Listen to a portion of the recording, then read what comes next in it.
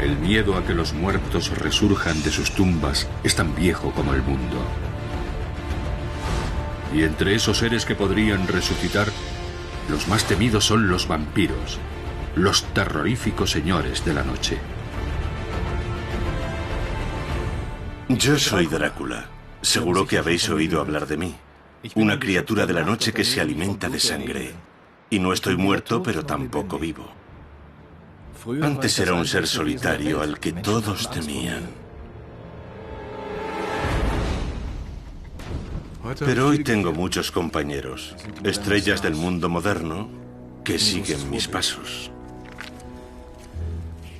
¿Pero en qué me han convertido? En un joven pálido que siente escrúpulos a la hora de morder, en un sex symbol de sagas románticas para adolescentes. Os contaré mi historia. Venid conmigo si tenéis el valor de seguirme.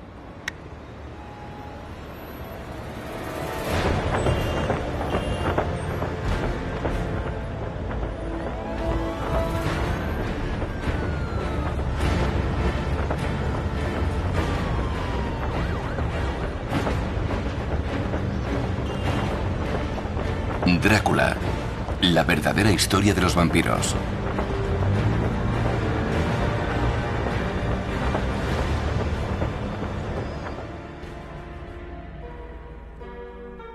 En 1897, el escritor irlandés Bram Stoker publica Drácula, que se convertirá en una de las novelas más conocidas de la literatura mundial. En ella habla de un conde rumano convertido en vampiro y su viaje a Inglaterra, donde cometerá terribles crímenes. A finales de la era victoriana, las historias de terror son un gran éxito de ventas.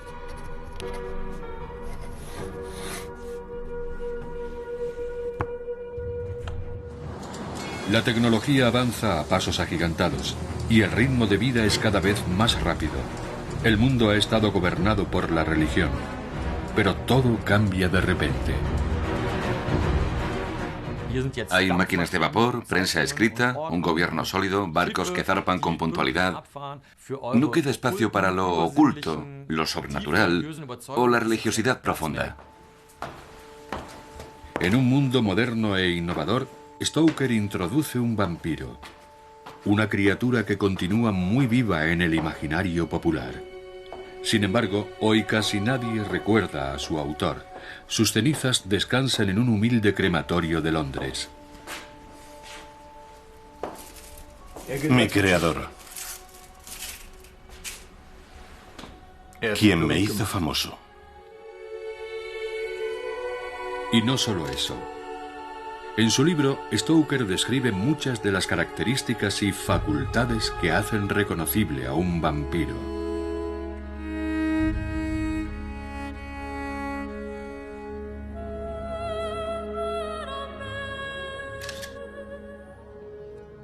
Cuando la novela Drácula es publicada, los críticos se muestran divididos. Para unos es literatura de segunda clase, mientras que para otros es una de las mejores historias de terror jamás escritas, aunque no apta para espíritus delicados. En cualquier caso, Stoker no deja indiferente a nadie.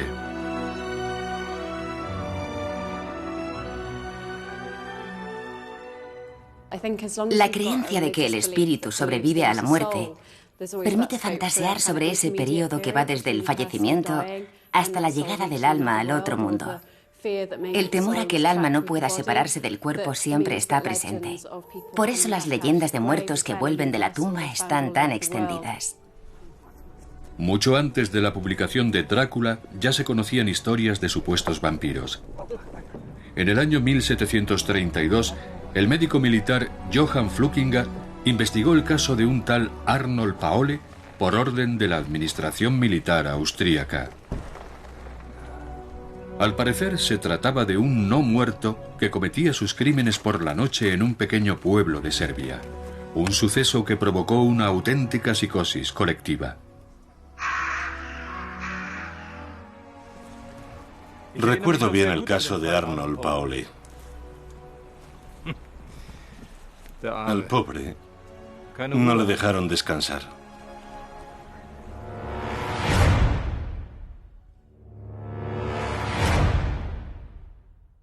Varios vecinos juraron haberlo visto poco después de su muerte, merodeando por las calles y penetrando en las casas para arrebatar a los vivos su energía vital.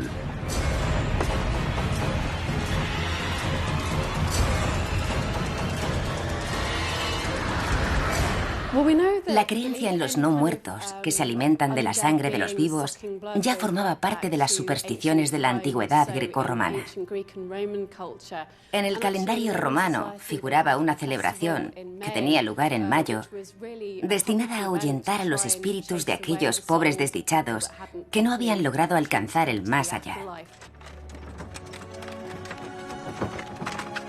Johann Flukinga no lo dudó ni un segundo. La de Arnold Paole era una de esas almas perdidas.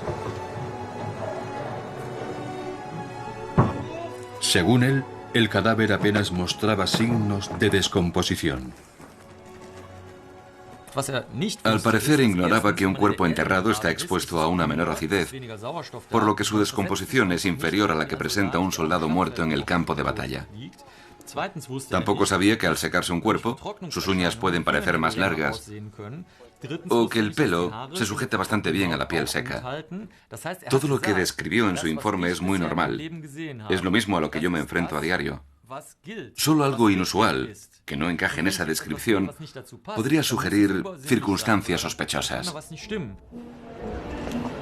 En Viena esperan que Flukinga ponga fin a los rumores sobre vampiros. El extenso imperio de los Habsburgo, que agrupa a tantos pueblos diferentes, quiere evitar problemas en las regiones fronterizas.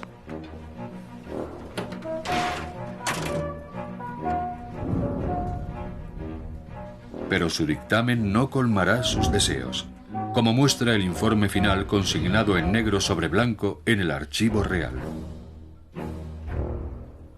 Está en perfecto estado, no presenta descomposición. Había rastros de sangre fresca en los ojos, la nariz, la boca y las orejas.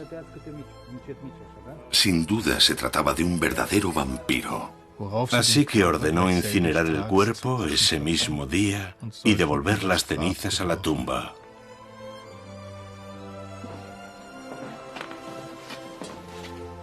El informe de Flukinga corre como la pólvora por toda Europa. En lugar de apagar el incendio, el médico militar añade más leña al fuego.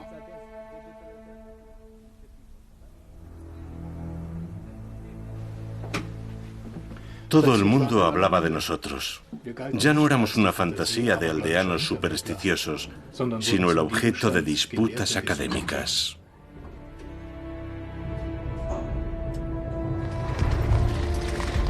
Veinte años más tarde, los rumores sobre vampiros siguen recorriendo el imperio austríaco. La emperatriz María Teresa, muy preocupada, toma cartas en el asunto y ordena a su médico de cámara que estudie a fondo la cuestión. Su misión será acabar de una vez por todas con tan alarmante superstición.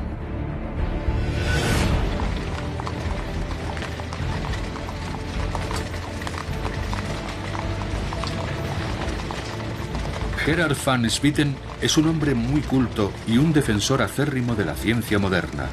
Para él, los vampiros son tan solo una barbaridad difundida por los ignorantes, una simple quimera. Van Swieten no alberga ninguna duda sobre el resultado final de su investigación.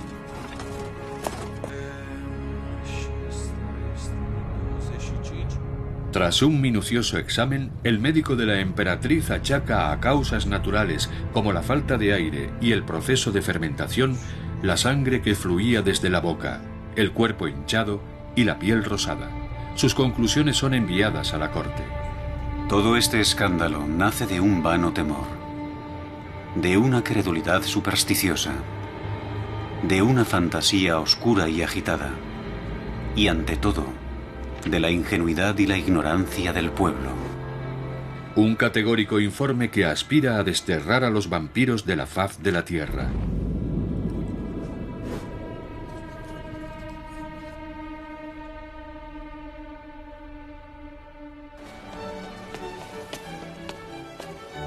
En Viena están muy satisfechos. creen haber acabado para siempre con la superstición. Por su parte, los desdeñosos extranjeros que veían la biblioteca de palacio como un bonito escenario para fiestas y reuniones, comienzan a ver este recinto como un refugio de la sabiduría digno del mayor respeto. La Ilustración. Cuánto me gustaba. Montones de libros científicos para conjurar la superstición. Cientos de tratados solo con ese fin. La luz había llegado por fin a Viena. Y nosotros no existíamos. Para erradicar definitivamente la creencia en los vampiros, se forma una alianza al más alto nivel.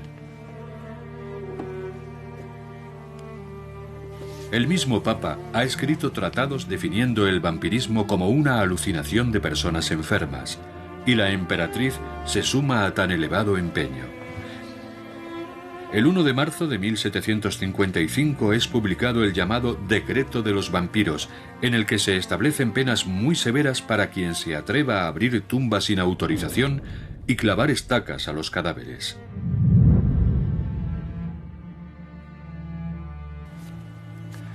Nos eliminaron por decreto. O eso creían en la fastuosa Viena.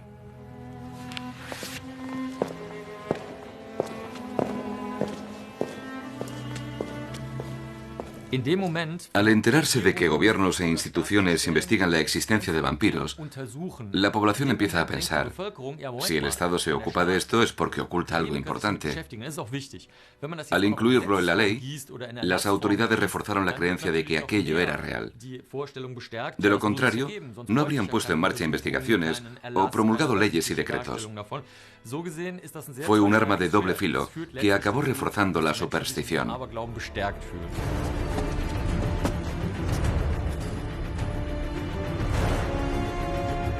El miedo a los no muertos es demasiado profundo. No puede ser erradicado por una orden gubernamental. Según una antigua creencia popular, cualquier persona puede convertirse en un no muerto, por haber cometido terribles pecados, por una maldición o por ser víctima de un vampiro.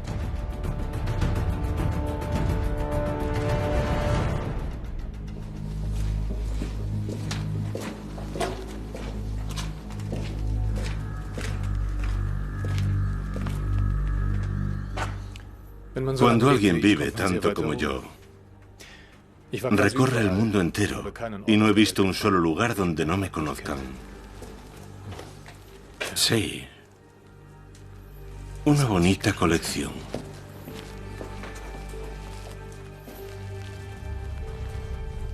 En Rumanía, la creencia en los vampiros sigue estando muy extendida.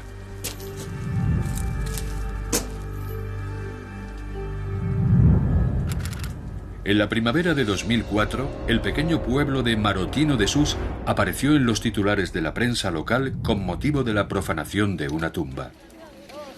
El culpable fue fácil de localizar, ya que no ocultó su delito. Al contrario, se mostró orgulloso por haber impedido que un vampiro atacase a sus vecinos.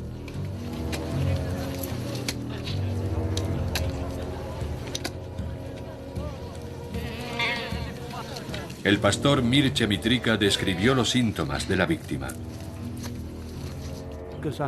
Cuando me contaron lo que decía la chica, fui a verla. Vi en qué estado estaba.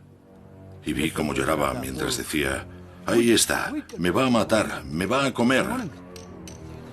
Mircea Mitrica no se lo pensó dos veces y sin la menor vacilación abrió la tumba y le arrancó el corazón al cadáver, lo que ordena la tradición del pueblo cuando se descubre a un vampiro.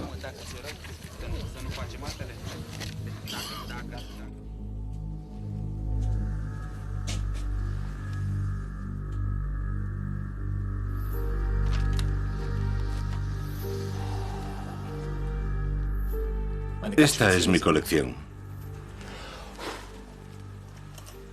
Recuerdos del paso de los siglos. Empecé hace mucho tiempo. Supuestamente nos pueden matar con una bala de plata.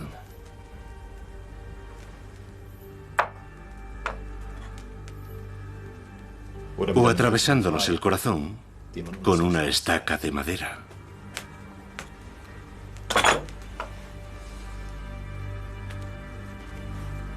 Y por aquí tengo una cruz.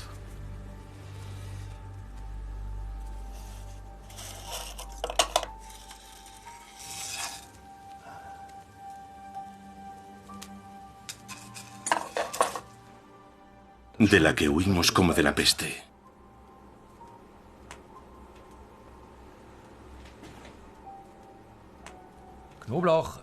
El ajo es bueno para combatir a brujas y vampiros. Aparecen muchas historias. Una de ellas cuenta cómo algunos espíritus pueden adquirir forma corpórea tras penetrar en una cocina un determinado número de veces, y cómo el ajo se convierte entonces en una eficaz y asequible defensa. Otra historia cuenta que el ajo surgió de la tierra que el diablo acababa de pisar con su pie izquierdo tras ser expulsado del paraíso, y que donde crece el ajo se reconoce la huella del diablo. Para mí el ajo está tan presente en la mitología porque es muy saludable y curativo. De ahí proviene su supuesta relación con lo sobrenatural.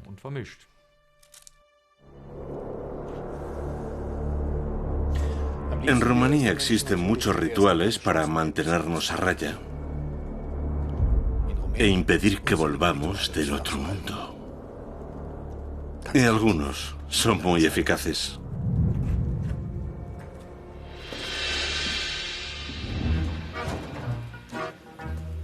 La anciana Nana Sida lleva décadas utilizando esos rituales. Colocamos una vela en cada esquina para que su ruta hacia el más allá esté iluminada. Aunque no sabría precisar el origen exacto de estas tradiciones. Debo hacerlo con cuidado para que el ataúd no se queme.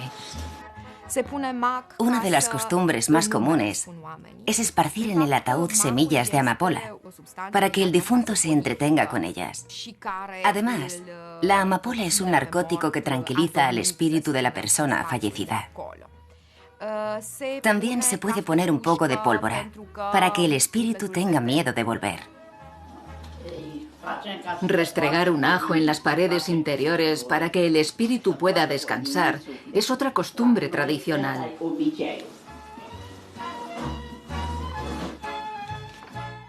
Durante los últimos años, algunos han comenzado a introducir en el ataúd un teléfono móvil para que el difunto pueda comunicarse desde el más allá. Un ritual que parte de la idea de que el más allá es un lugar en el que el muerto debe contar con todo lo necesario para evitar que se sienta tentado a regresar. Por último, se clava una estaca en el cadáver, aunque sea de forma simbólica. Colocamos una aguja en la llama de la vela hasta que esté al rojo vivo. La aguja simboliza la estaca que clavaremos junto al oído. Y después, que Dios le dé el descanso eterno. Rumanía es la patria de los vampiros.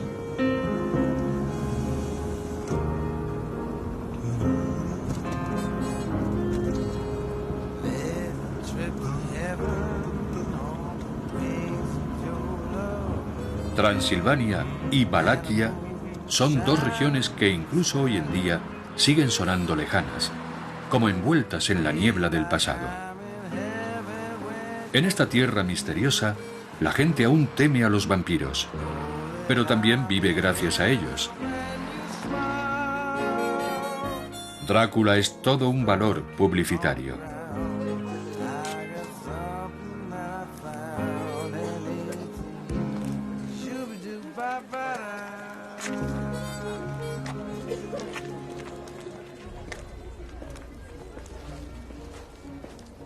La ciudad transilvana de Bran fue el hogar del personaje histórico que inspiró la leyenda. Vlad Tepes, el Empalador, un temible noble del siglo XV. Resulta difícil encontrar un recuerdo en el que no aparezcan él o Drácula. Deberían darme comisión. El negocio marcha Gracias a mi fama. Bran recibe miles de visitantes cada año. La idea de que esta fuese la residencia del empalador nació hace 50 años, tras considerar que este hermoso castillo era el que más se ajustaba a la descripción de Stoker.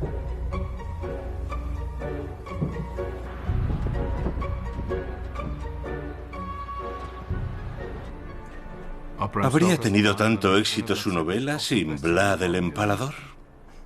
¿Quién sabe? Aunque la auténtica clave fue la debilidad de la Inglaterra moderna por lo sobrenatural.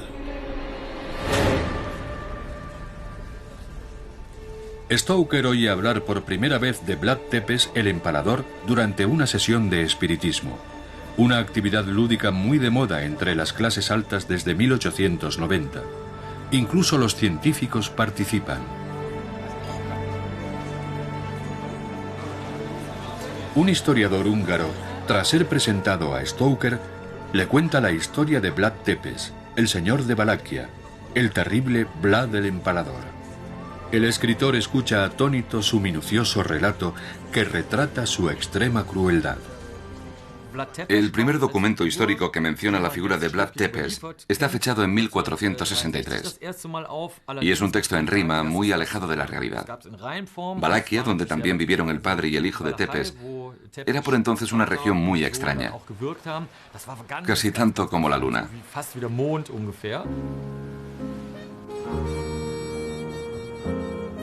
Los turcos amenazaban Europa. Estas tierras fueron el escenario de infinitas crueldades por ambas partes. La leyenda cuenta que Vlad hizo empalar aquí a miles de turcos, lo que dio origen a su terrible sobrenombre, el Empalador. Tras escuchar aquel terrible relato, Stoker toma una pequeña fracción de la historia y añade su fértil imaginación. Y así nace el vampiro hollywoodiense.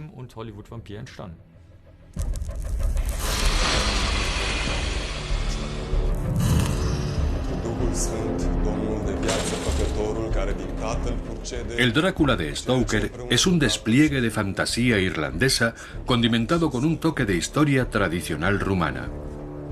Una receta que terminará alcanzando el éxito mundial.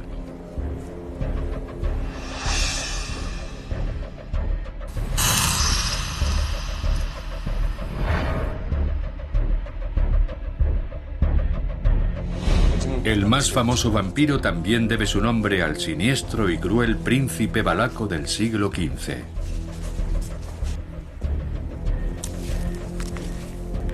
Vlad Tepes nació como Vlad Draculea, diminutivo de Drácul, que heredó de su padre y que significa pequeño dragón. Una referencia a los caballeros de la Orden del Dragón, que tenían por lema la defensa del occidente cristiano ante el avance del Imperio Turco Otomano. Amén.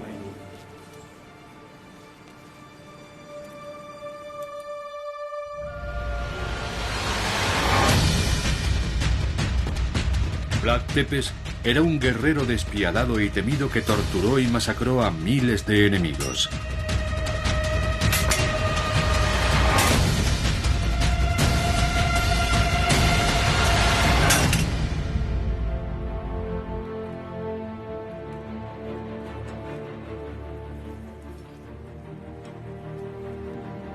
Tras la victoria contra los turcos, el príncipe hizo honor a su fama de gobernante cruel. Incluso después de su muerte, fue temido y odiado en sus dominios. Cuentan que murió en 1476, pero cuando abrieron su tumba en 1931, estaba vacía. Como dice el refrán, que la vergüenza caiga sobre aquel que piense mal.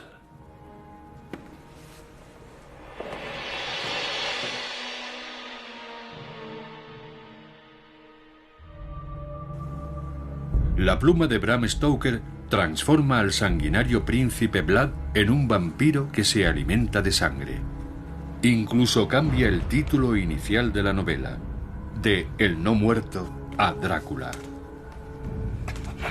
Stoker era un gran investigador, algo que muchos ignoraban. Pero el descubrimiento del manuscrito original y de las notas previas dejó patente que había leído muchos artículos de prensa y numerosos informes de viajes antes de crear una obra tan completa. Su protagonista es complejo y singular. Bram sabía todo sobre mí, incluso a qué escuela había ido y el nombre de mi maestro. Junto a otros 9 aprendices, Drácula aprende brujería con el mismísimo diablo. Solo el alumno más dotado le servirá eternamente. Adivinad quién fue el elegido.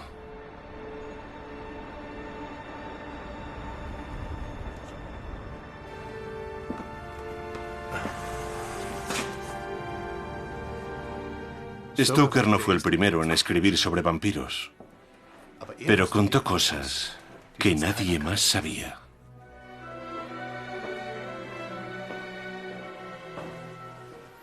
Bram Stoker combina hábilmente datos históricos con elementos propios de las novelas de terror. El lector no tiene claro si está ante un hecho real o ante una fantasía. En la primera edición, el autor escribe: Estoy convencido de que los hechos aquí descritos sucedieron en realidad, por increíbles e incomprensibles que puedan parecer a cualquier lector. Una vez más afirmo que la misteriosa tragedia que aquí se narra es totalmente cierta. Él sabía que nadie le creería. Por eso escribió en el prólogo: en este siglo en el que no creemos ni lo que tenemos ante nuestros ojos, el escepticismo de los sabios es el mayor poder de Drácula.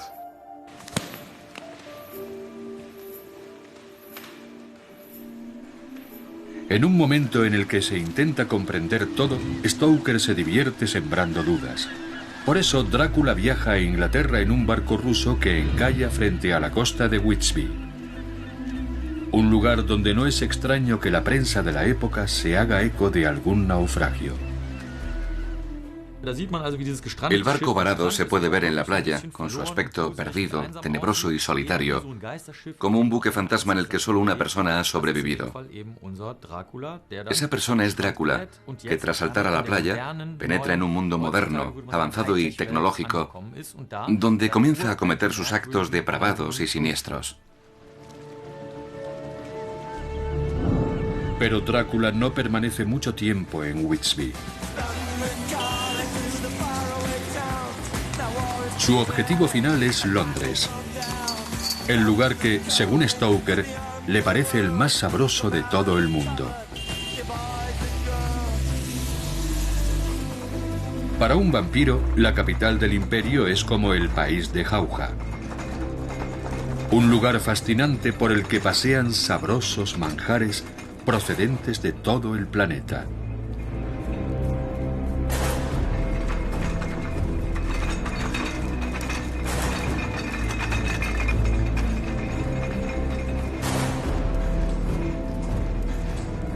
Drácula se convierte en su dueño y señor.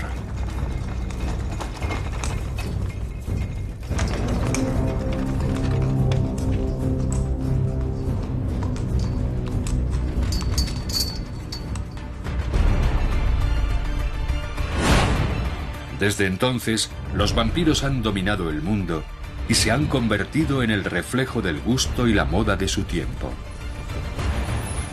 Su aspecto ha variado mucho, desde la inspiración histórica encarnada por Vlad Tepes, pasando por terribles monstruos y vividores disolutos, hasta los elegantes vampiros de hoy que practican la abstinencia y prometen amor eterno. Pero pese a sus acentuadas diferencias, todos los vampiros tienen algo en común. Tenemos algo que todos desean: la vida eterna. Al menos mientras nos dejan.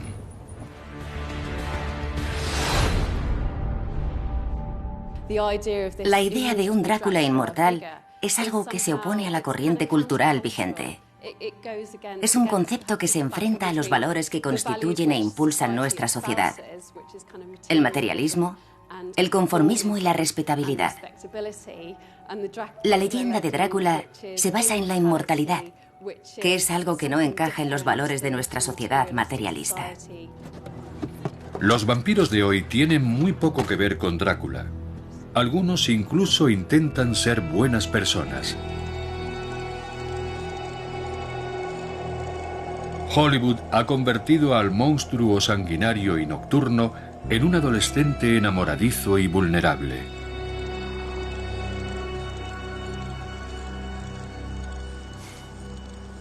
Cada vez son más guapos.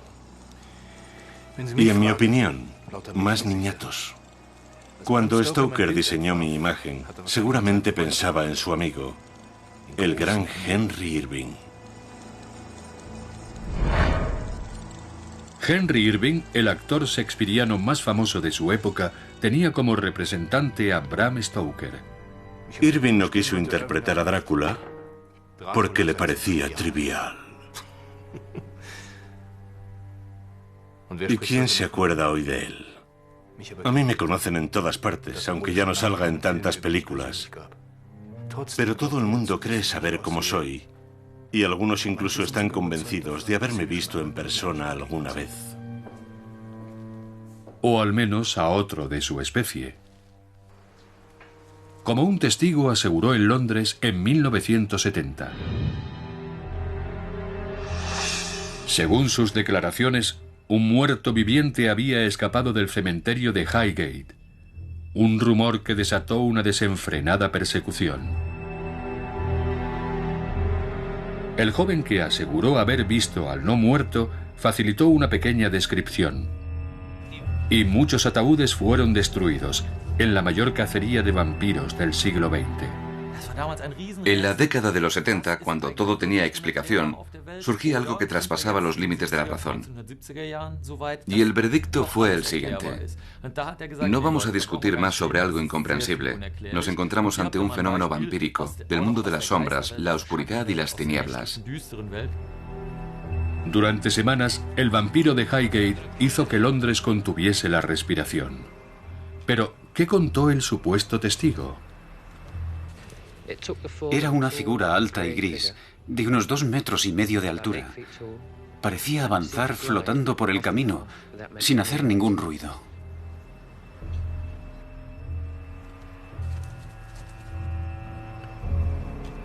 He estado muchas veces en Highgate y nunca he visto a otro vampiro.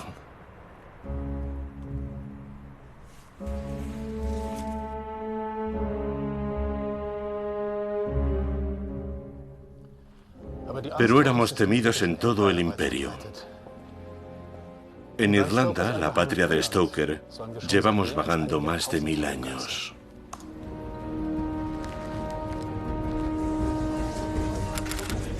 Hace pocos años, en Irlanda del Norte, unos arqueólogos descubrieron un cementerio del siglo VIII y desenterraron unos 3000 esqueletos. Algunos tenían piedras colocadas sobre las piernas, una señal clara del temor a que los muertos pudiesen regresar. Los investigadores han encontrado indicios de ese miedo ancestral en otros cementerios británicos. Hemos encontrado clavos similares a este, clavados en el cuerpo de forma intencionada.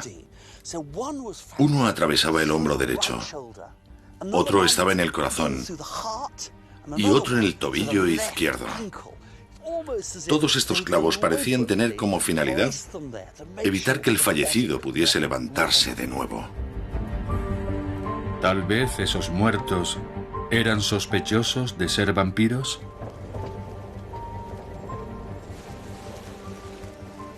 Pero Stoker ignoraba tales hechos cuando escribió Drácula en esta casa.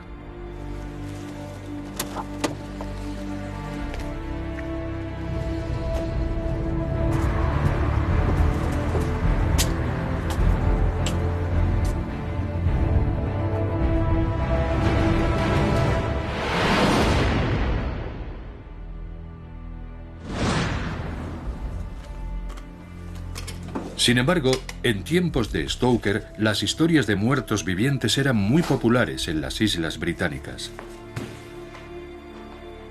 En sus notas no aparece nada sobre su Irlanda natal.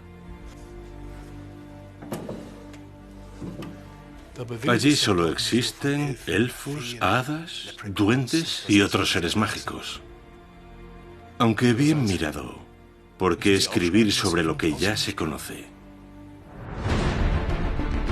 Uno de los personajes mitológicos del inframundo irlandés podría poner en cuestión todo lo que creemos saber sobre el origen de los vampiros. Un muerto viviente que sembró el terror allá por el siglo VI.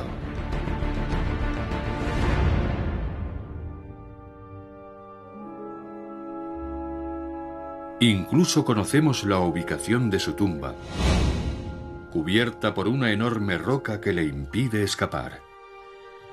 Está en Slagtaverty, que según este libro viene del irlandés Slagtaverty y significa la tumba de Abartak, la sepultura del enano. Un enano sediento como un gigante, que saciaba su sed con sangre humana. En vida era un rey cruel, y sus súbditos no dejaban de suplicar que alguien acabase con él. Por fin, un noble caballero mató a Abartak, pero este escapó de su tumba para alimentarse con la sangre de su pueblo, hasta que sus antiguos vasallos lo enterraron cabeza abajo y colocaron una gran roca sobre su tumba. Es una historia interesante, que combina la idea del muerto viviente y la del bebedor de sangre. Al parecer, su historia es muy similar a la mía. Los irlandeses siguen dedicando una noche al año a los muertos vivientes. Según la antigua mitología celta, los muertos pueden salir de sus tumbas durante la noche del 31 de octubre. Esta festividad, bautizada como Celebración de Samhain, es conocida en todo el mundo como la Noche de Halloween.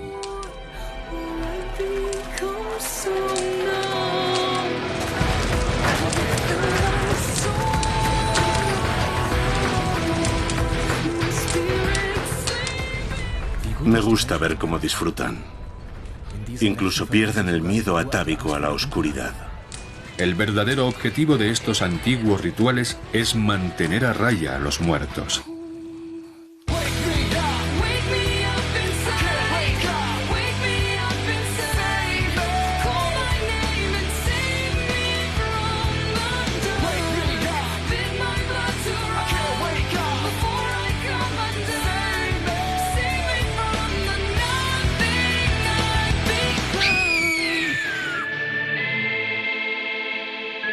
Algunos aseguran que el Drácula de Stoker podría proceder de Irlanda, apoyándose en el relevante significado que posee su nombre en la antigua lengua de la isla. La palabra Drácula podría tener un origen irlandés, ya que Droc Ula, en este idioma, significa mala sangre. Es cierto que resulta más lógico que este sonoro sobrenombre proceda de Vlad Draculea, Vlad el Empalador, el noble rumano del siglo XV. Pero también es posible que Stoker eligiese esa palabra por su resonancia y su significado en irlandés, que encajaba a la perfección con el siniestro carácter de su protagonista. Es difícil imaginar que Stoker no conociese a fondo la mitología local. Una misteriosa enfermedad le obligó a guardar cama durante sus primeros 7 años. Su madre y su niñera, siempre solícitas, trataban de entretenerle contándole historias y leyendas irlandesas. Historias con las que, muy probablemente, soñaba por las noches.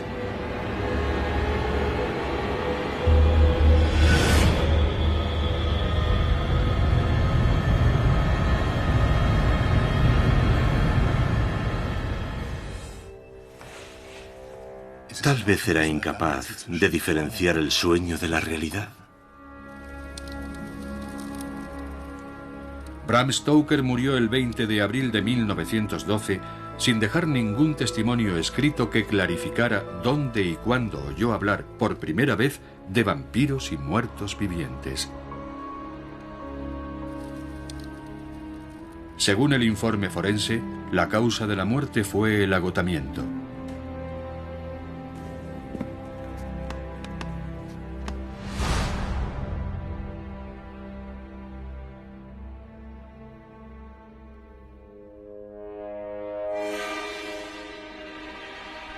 Bram, de no ser por ti nadie me conocería. Yo te debo mi fama. Y tú me debes la tuya. La novela Drácula no fue un éxito inmediato. Las reseñas fueron amables pero distantes, lo que resulta bastante curioso. Y aún más teniendo en cuenta que su enorme número de reediciones y traducciones no es muy inferior al de la Biblia o el Corán. Aquellas primeras críticas, frías y desapasionadas, contrastan con la total asimilación del vampiro de Bram Stoker en todas las sociedades actuales, al menos en Occidente. Drácula es hoy mundialmente famoso. Pero Stoker nunca llegó a conocer su extraordinaria notoriedad. Murió mucho antes de que su novela fuese alabada y reconocida. No disfrutó del éxito, pero gracias a él, estoy más vivo que nunca.